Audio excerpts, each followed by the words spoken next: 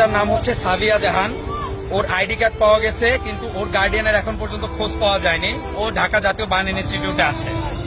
এরপরে বাকি 28 জন হচ্ছে শামীম ইউসুফ, বয়স 14, মাহিন বয়স 15, আবিদ বয়স 17, রাফি বড়ুয়া বয়স 21, সায়েম বয়স 12, সাইম ইউসুফ 14, মুনতাহা 11, নাফি বয়স জানা যায়নি, মেহেরিন বয়স জানা যায়নি, আয়মান বয়স 10, জায়না বয়স 13, ইমন 17, রোহান 14, আবিদ 9, আশাফ 37, ইউসা 11, পায়েল 12, আলবেরা 10, তাসমিয়া বয়স 15, মাহিয়া বয়স জানা যায়নি, অয়ন বয়স 14, ফায়াজ বয়স 14, মাসুমা 38, মুনতাহা 14, শামীম বয়স জানা যায়নি, জাকির বয়স জানা যায়নি, নিলয় 14, সামিয়া বয়স জানা যায়নি।